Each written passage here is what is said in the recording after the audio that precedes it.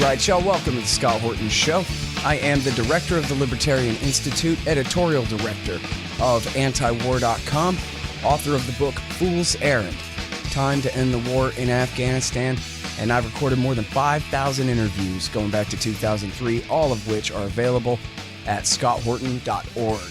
You can also sign up for the podcast feed. The full archive is also available at youtube.com/Scott Horton Show.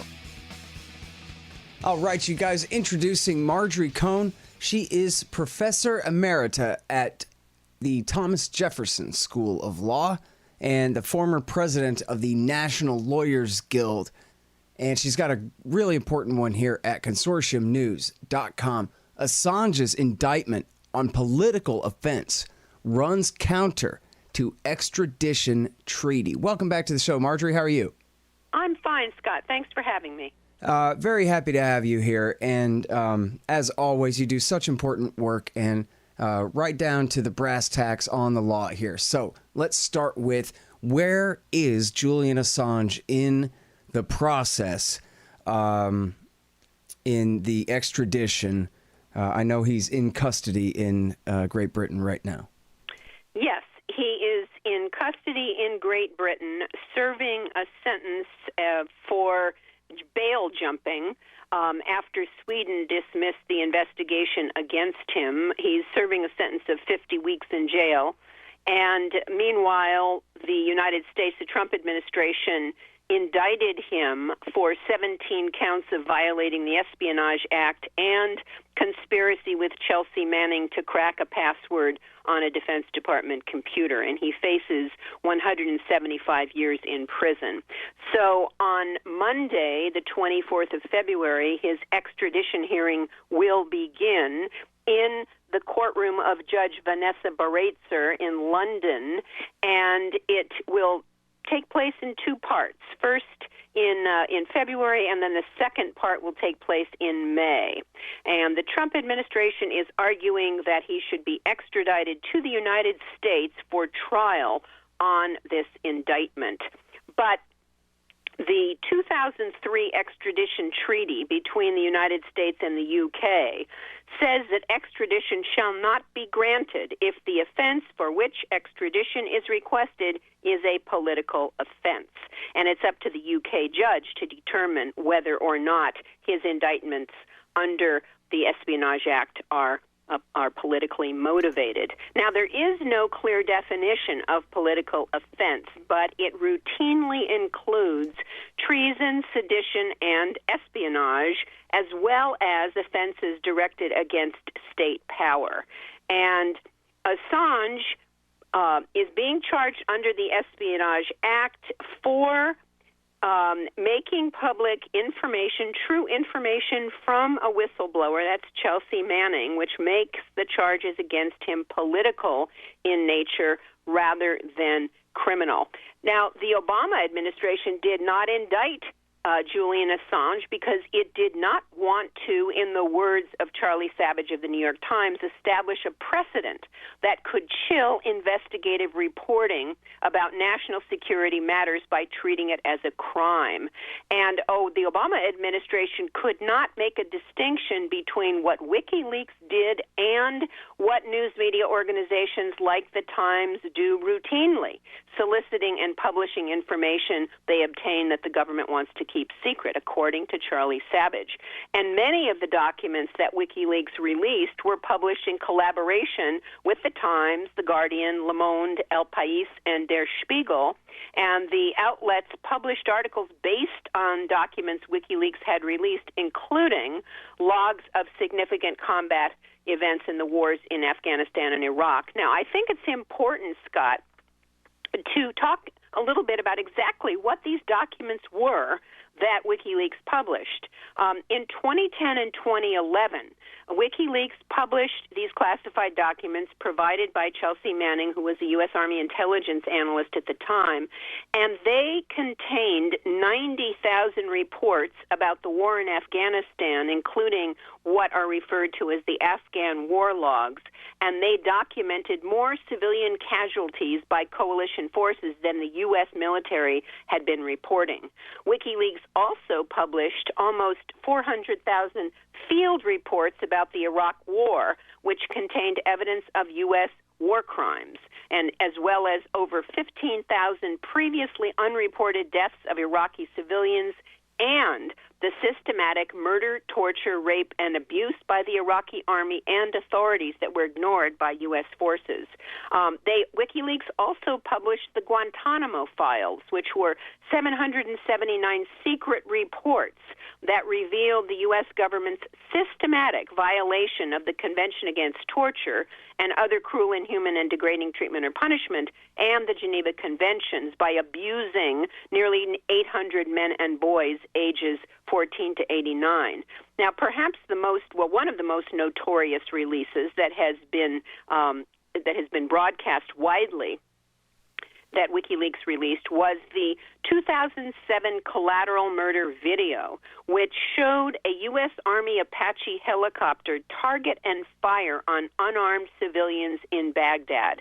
And more than 12 civilians were killed, including two Reuters reporters and a man who came to rescue the wounded in a van. Two children in the van were injured, and then a U.S. Army tank drove over one of the bodies, cutting it in half. And those actions constitute three separate war crimes, which are prohibited by the Geneva Conventions and the U.S. Army Field Manual.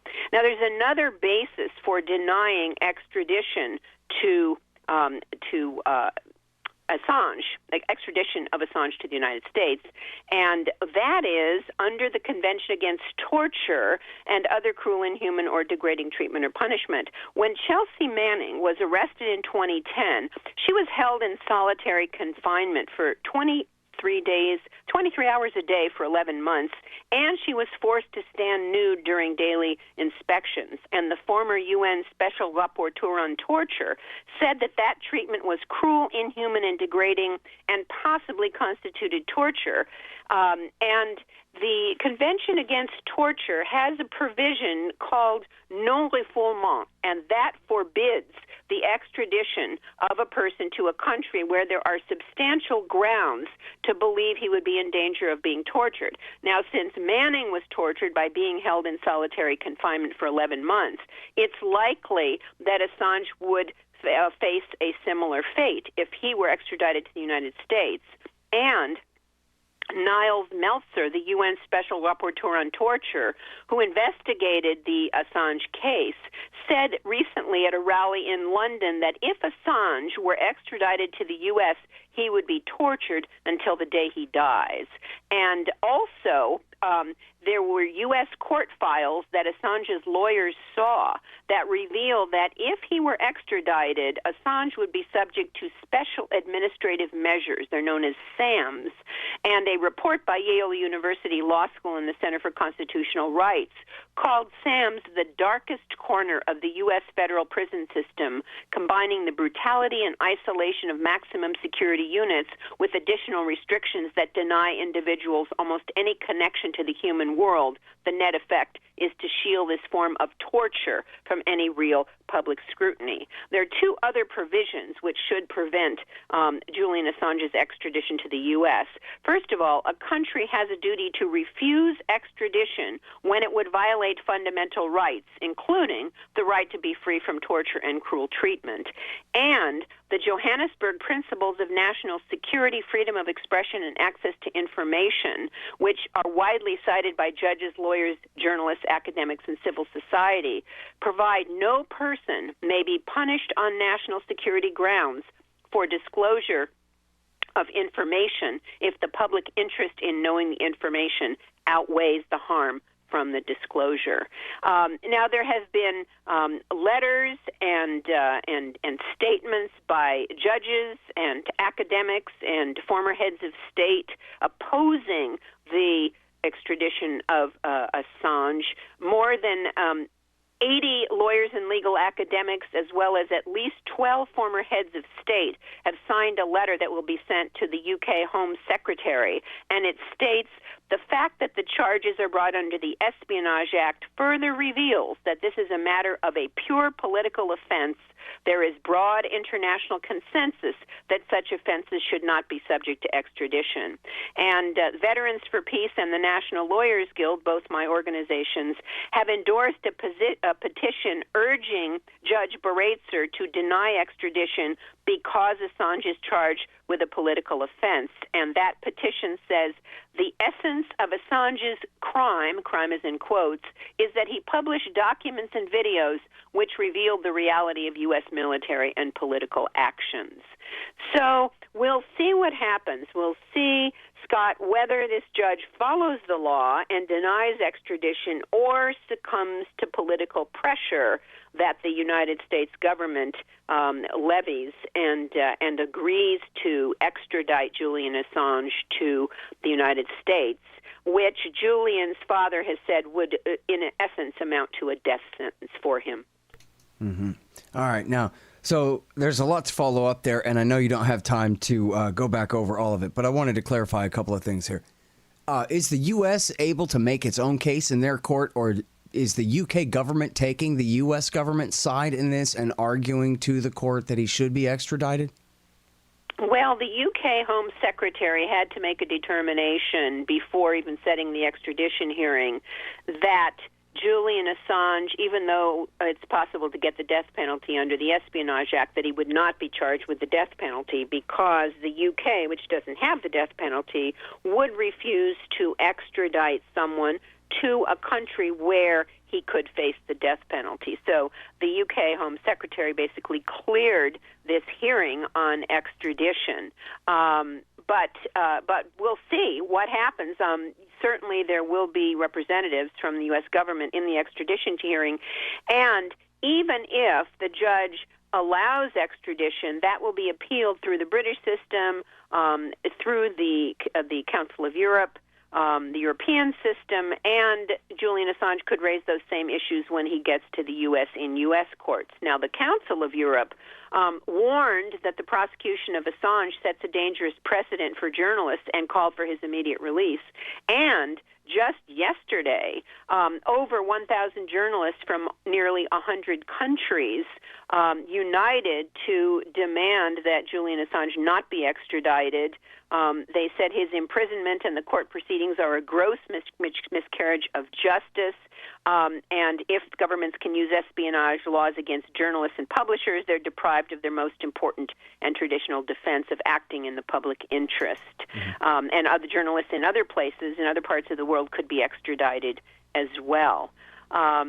So there's a lot at stake here. And the other thing to keep in mind is that Julian Assange has been, when he, first of all, he was granted asylum in the Ecuadorian embassy in 2012 after Sweden convinced the UK Supreme Court to extradite him to Sweden on alleged rape and sexual molestation charges, which have now been dropped. There weren't any charges. There was an investigation.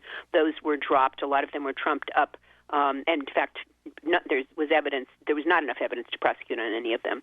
But he was given asylum for 7 years, and then a new president was elected in Ecuador, and the Ecuadorian government revoked his asylum and allowed the UK authorities to enter the embassy and arrest him. And then Sweden dropped its investigation. But what happened when Julian Assange was in the Ecuadorian embassy is that the UK government denied him permission to go to a hospital for treatment, and so he has very serious medical conditions that were exacerbated by not having them treated all that time. And the UK government basically cooperated with the U.S. in mistreating Julian Assange and holding him in this maximum security prison and denying, and then before when he was at the embassy, denying him permission to leave the embassy and not be arrested, and then arresting him once they were given the okay from the Ecuadorian government. So I don't know how independent this judge is, or whether she will buckle under to political pressure, but there are many steps to go between now and then. And Is this the same judge that's been holding him in solitary confinement for the last year almost, up until just a couple weeks ago?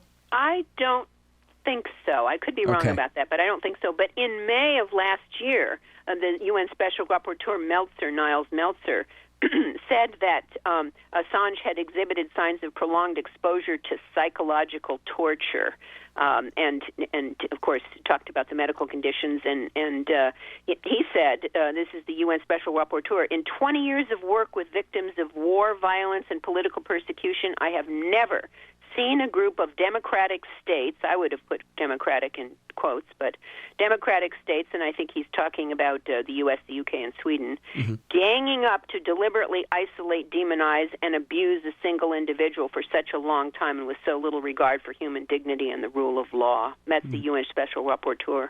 He just gave a really in-depth interview a couple of weeks ago. It'll be in the show notes here. I'm sorry, I forget if it was for Dezit or one of these things, where he explained his entire investigation of the false allegations in Sweden and all the rest of it, how he began the investigation kind of reluctantly in the first place and the rest of that. So that's really important. That'll be in the show notes.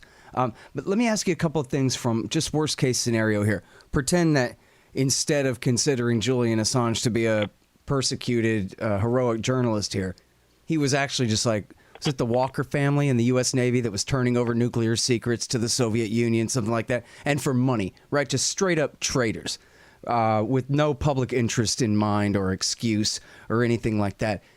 Would that still count as a political crime that, hey, we have a traitor who's selling our nuclear secrets, he somehow got to England, but now they can't send him back because it's a political crime, that he's wanted for espionage or even treason, which are both death penalty offenses, as you said? Well, if he is charged with offenses that could get the death penalty, and treason is one of those, certainly in the United States, and if he was in a country like a country in the EU or the UK that didn't have the death penalty, that refuses to extradite people to countries where they might get the death penalty, then he would presumably stay in custody if there was grounds to hold him in custody in the state that was being requested. Well, and I conflated two different things there, the political crime and the death penalty thing. So what about just the former? Well, if it's a political offense, it depends. You see, we're talking here about a specific treaty, 2003 extradition treaty between the U.S. and the U.K., and that says that extradition won't be granted if the request is a political offense. Now, this is a pretty standard clause in extradition treaties, but there are countries that don't have extradition treaties. Russia and the U.S. don't have an extradition treaty, so so that, all bets are off, basically, and it would depend upon, other things besides the terms of a treaty. If there is a treaty between the two countries, then certainly that would be the case. But if your scenario, if we were talking about your scenario, and if it was in the U.S., we might be talking about the Whistleblower Protection Act, although treason would probably trump that. But we wouldn't have the journalism aspect that we have with Julian Assange and WikiLeaks, which makes this a different kind of case. So yes, it really would depend on what countries were involved and whether there was an extradition treaty between the requesting country and the requested country, what the offense was, etc. And just one more on the worst case scenario thing. I mean, and again, it's beyond question that they're twisting the meaning of espionage to apply to journalism in this case because they really hate this journalist, and that's already established. But again, assuming that it was a case of espionage, more clear-cut, not really a question of journalism, something that I've had a hard time understanding is how the U.S. can charge him for this act of espionage, quote-unquote, from a third country when he didn't really, everyone agrees it was Manning that did the actual breaking in and liberating of the secrets here, or taking of the secrets, and Assange received them, but he wasn't in the United States at the time, and so I wonder how that works in international law, and if that sets a crazy new precedent, or could set a crazy new precedent for say, for example, Russia and China indicting American journalists for what they write about their secrets or something like that. You're absolutely right. It could set that kind of a precedent. And this would be a brand new precedent then? Well, I don't know. I mean, I don't know that, a precedent is only important, when a country follows it, but they certainly could argue, look, you did it with Assange and we can do it. Right. But this is not a traditional kind of a thing to happen. It's not. It's very unusual. Mm-hmm. And as I said, and as Charlie Savage wrote in the New York Times, all of these other media outlets also did the same thing that WikiLeaks did. So they're really singling him out. And yes, Chelsea Manning pled guilty to taking those documents. But what Julian Assange is charged with, and he should not be charged under the Espionage Act. This is not espionage. This is not classic espionage at all, and this is political persecution. There's no doubt about it. Mm-hmm. 175 years he's charged with, and meanwhile, 50 weeks. For bail jumping, I mean, that's also, I did criminal defense work for years, and failure to appear is, there's no way you're going to get 50 weeks. So the UK judicial system is working hand in glove with the U.S. government, and, the Trump administration wants to make an example of him that if you publish information that is critical of U.S. policy and exposes U.S. war crimes, all bets are off, and we're going to come after you. Even the Obama administration didn't do that, and Obama brought more charges under the Espionage Act than anyone else. He went after more whistleblowers than all presidents before him combined, but he was very worried about the precedent that it could set, charging Assange for what WikiLeaks released and published, and so Obama didn't even bring these charges. But the Trump administration, doesn't think about things like that. They just, full speed ahead any criticism of the president or the government, and they're squelched. Right. And Obama actually did cross the line from sources into journalists because he went after that Fox News journalist on that South Korea story, right? So I don't think he used the Espionage Act, but he was willing to definitely cross lines as far as that goes. So it wasn't that he was shy. He just really thought he couldn't do it. In an unprecedented way. Yeah. There's no doubt about it. And it was his administration that prosecuted Chelsea Manning. Chelsea Manning got a 35-year sentence, and as Obama was leaving office, he commuted it after 7 years. She never should have served 7 years, but at least he commuted it after. Yeah. She didn't have to serve her all of the 35 years. Which, I'm sorry, Marjorie, I know you're short on time, but can you give us a word real quick about Manning sitting in the pen right now for refusing to testify against Assange in this case? Yes, in May of 2019, she was jailed for refusing to answer questions before a grand jury about Assange and WikiLeaks, and she remains in custody. And she she actually Niles Meltzer, the same UN Special Rapporteur, said in December of last year that he had serious concern about the coercive measures against Manning, particularly given the history of her previous conviction and ill treatment and detention. He said it amounted to torture and she should be released without delay. But 2 days later, Manning pledged to stay the course, stating heroically, "My long-standing objection to the immoral practice of throwing people in jail without charge or trial for the sole purpose of forcing them to testify before a secret government-run investigative panel remains strong." She's still in custody, being tortured, incredibly courageous, and she should be released immediately as well. Yeah. Well, and by the way, for people who think that might be abuse of the term torture, let them sit in solitary confinement. The fact that this is a widespread practice in America doesn't mean it's not torture. It just means that torture is a widespread practice in America. That's all. Well, I edited and contributed to a book called The United States and Torture, and one of the chapters in that book talks about solitary confinement and why it amounts to torture, because people in solitary confinement can suffer hallucinations. It can lead to suicide, and it is now widely thought to be torture, solitary confinement. She was held for 11 months in solitary confinement, 23 hours a day. Chelsea Manning, when she first went into custody, and now she's back in custody. I mean, she could go testify and get out of custody, but she's standing on principle. Yep. And I think, when I was introduced to the concept, I thought the idea was this is for the psychopathic murderers that are such psychopathic murderers that none of the other prisoners can be around them at all. They're just not safe to be around anyone. And it's the absolute last resort. There's no other choice, in other words, rather than, oh, yeah, no, they pass out time in the hole like it's candy. Well, it's severely overused, and people should not be in solitary confinement. Period. Torture is illegal. I don't care what kind of mental problems people have. The Convention Against Torture says no exceptional circumstances, including a state of war, can ever be used to justify torture. So there's no justification or rationalization for torture ever. And to the extent that the U.S. government, both at the national level and the local level, engage in torture, that's illegal and immoral as well. All right, you guys, that is Marjorie Cohn. She is Professor Emerita at Thomas Jefferson School of Law and former president of the National Lawyers Guild. Find this extremely important article at consortiumnews.com. Assange's indictment on political offense runs counter to extradition treaty. Thank you so much for your time, Marjorie. Thank you, Scott.